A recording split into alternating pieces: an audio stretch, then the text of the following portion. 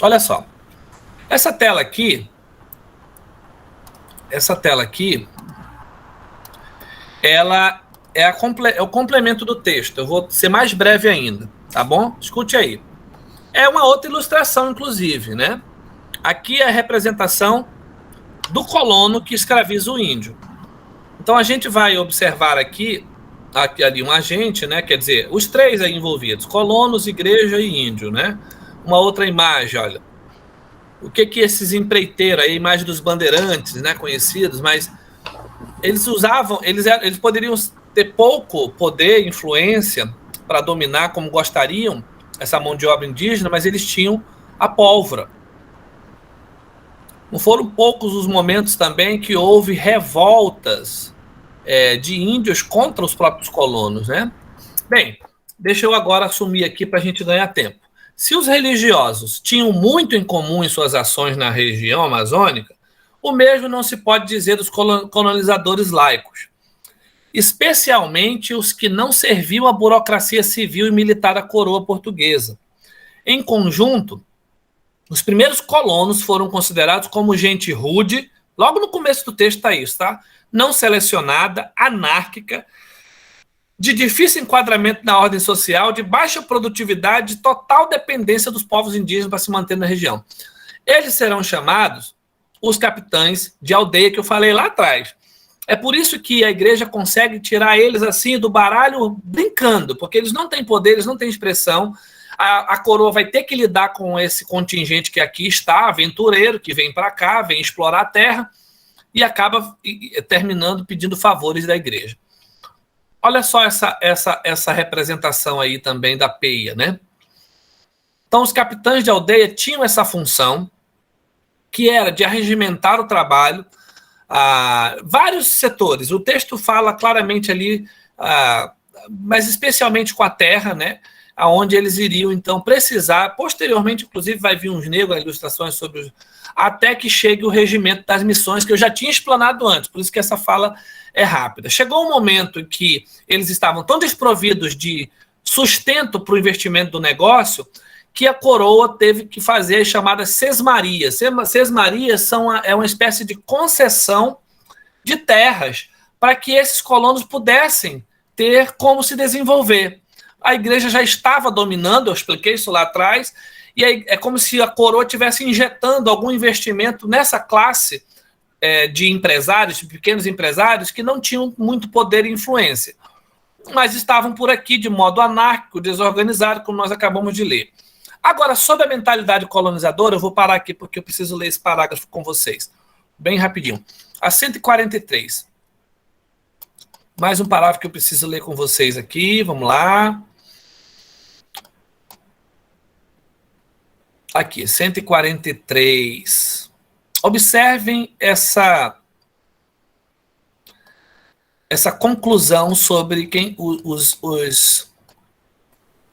pronto, aparecendo. Essa é a descrição mais assim objetiva, uma radiografia de quem são os colonos.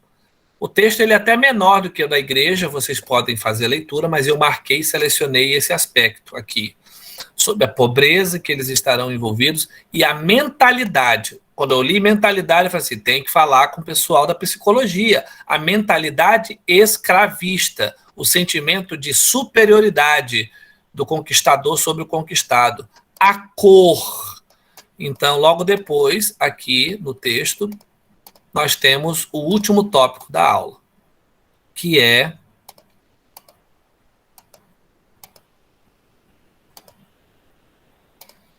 os índios.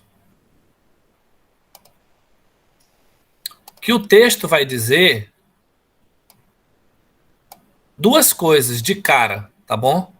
Que duas coisas que não há dúvidas. Não há dúvida, ninguém pode negar, não existe pesquisador que desconheça ou que encontre outra realidade.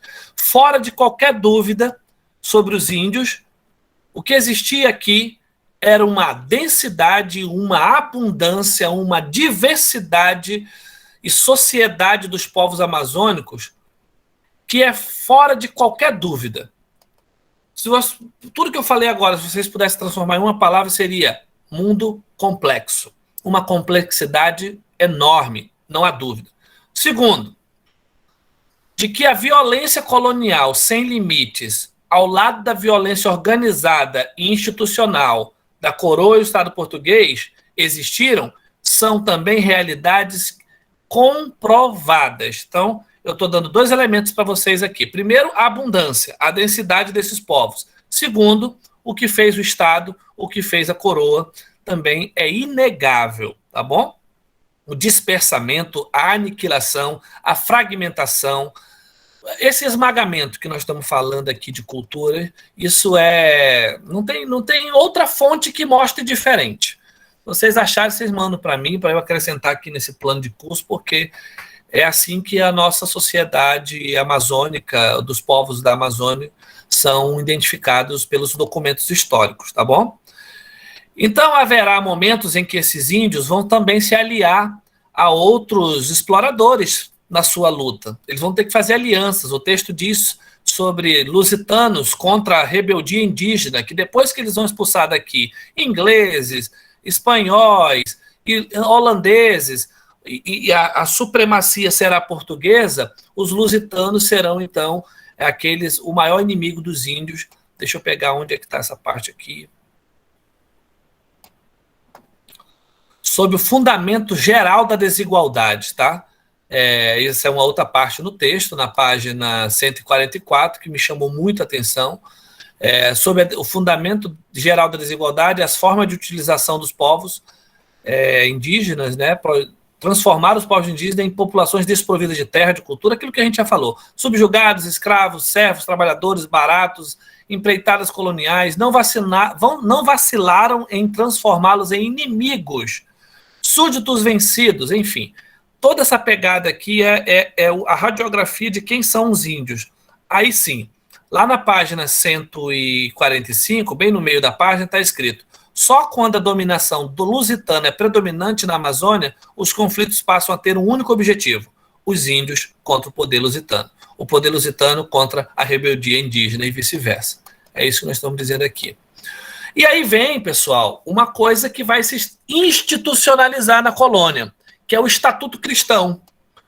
Esse Estatuto Cristão definitivamente impõe, sobrepõe as distinções, manifestações de crença, de ética, de organização moral do conquistador.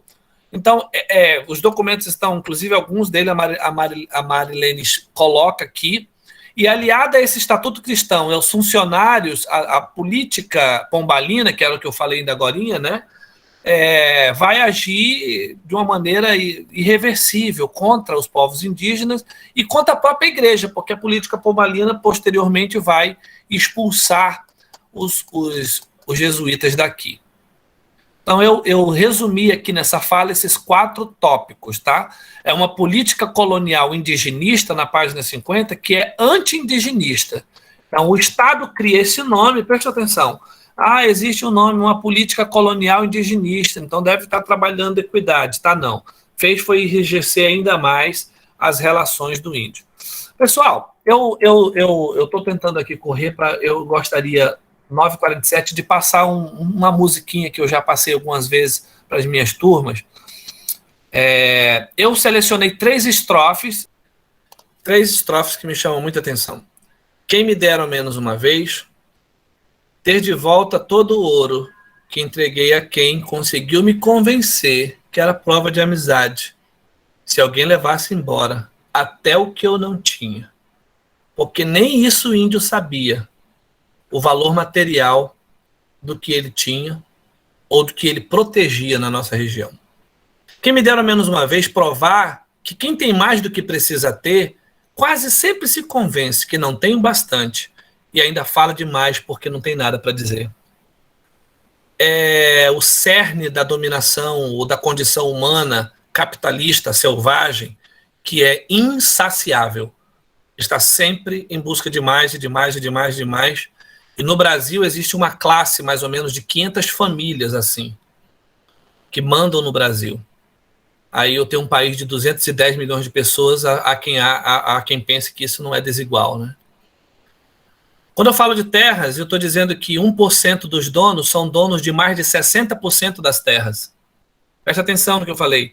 1% dos donos, tem 99% que não está aí, 1% dos donos das terras do Brasil, 1% dos donos, estou repetindo, 1%, detém mais de 60% das terras na mão. É processo histórico para entender por que nós chegamos aqui. E por último, a coisa mais linda de tudo, né? É o índio falando: quem me dera menos uma vez que o mais simples fosse visto como o mais importante. Mas o que eles fizeram? Eles nos deram espelhos e nós vimos um mundo doente. Eu ainda nessa aula indico a obra do Xingu, que é uma questão, uma discussão mais contemporânea do que aconteceu na década de 70, na obra aí do trabalho dos irmãos Vilas Boas. Acho que vocês devem ter visto, virou série, vale a pena a vocês também lerem mais, ou assistirem essa série. Os súditos inferiores da colônia, transformados em cidadãos subalternos de origem nacional, ainda fariam a sua própria história, ou pelo menos da história, eles também seriam atores, que eu acho que tem a ver com o texto da Terezinha Frax, O Ser da Amazônia, nos fala sobre o protagonismo que essas pessoas, dentro da sua, saindo do seu locus, né, ou a partir do seu locus, entendem como que funciona o jogo do poder e participam dele. Se elegem vereadores, se elegem deputados, se elegem senadores e qualquer outro tipo de cargo que tenha poder, para que haja, de alguma maneira, atenuar mais essa desigualdade tão gritante de jogo de poder e dominação que é tão presente na esfera política. Mas não é somente dela que nós dependemos, como eu tinha falado há pouco. Quem é Eduardo Thompson? Eduardo Thompson é um daqueles historiadores que eu citei para vocês em sala de aula, que lá nos marxismos que nós estudamos, lá do descentramento, quem lembra do descentramento do marxismo? O Thompson é uma prova vivíssima daquele descentramento, porque o marxismo já não era uma posição fechada, como se a sociedade fosse vista como uma equação, em que os trabalhadores deveriam fazer isso, isso, isso e isso para a revolução acontecer. Não. Quem usou dessa interpretação fez exatamente aquilo que criticava. Dominou, explorou, matou, dizimou, cometeu genocídios horríveis contra a própria condição humana.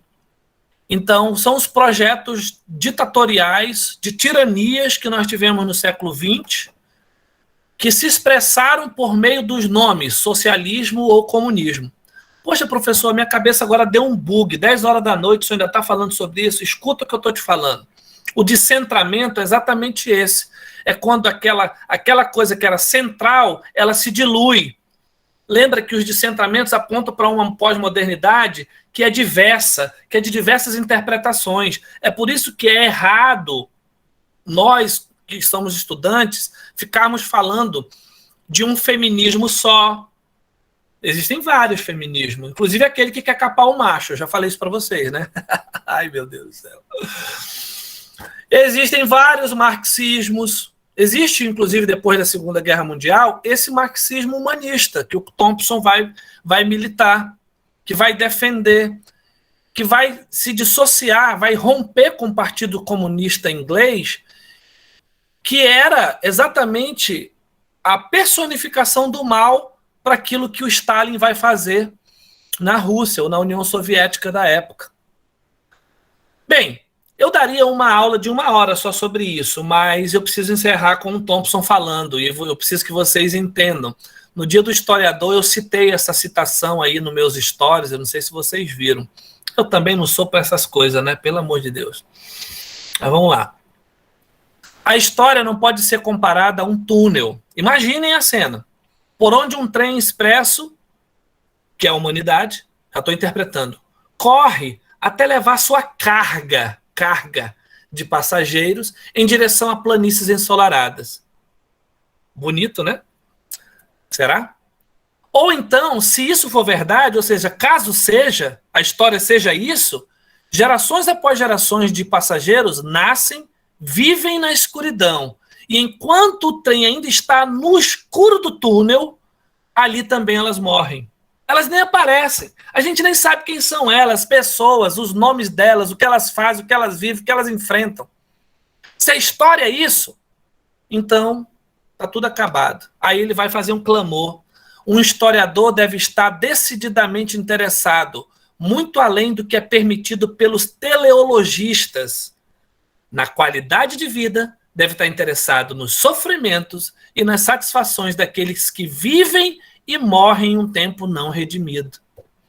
Teleologista é aquele que quer ver início, meio e fim, que quer ver o trem entrar no túnel e terminar na planície ensolarada. A condição humana não é assim, não é linear.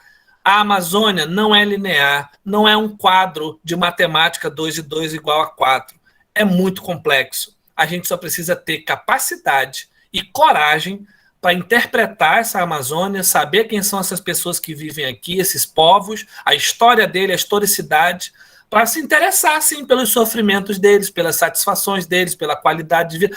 Apesar de que, enquanto você se interessa por fazer isso, muitos estão morrendo sem redenção, sem salvação. O Thompson usa um termo teológico, gente. Que ironia, né? Um tempo não redimido, um tempo que não vai lhes trazer refrigério. Quantas populações vocês não viram ali naquele documentário? As mulheres falando de homens que morreram sem elas nunca verem voltar para casa. Bem, gente, hoje eu me empolguei, confesso. É isso, deixa eu encerrar a gravação. Uma boa noite para vocês.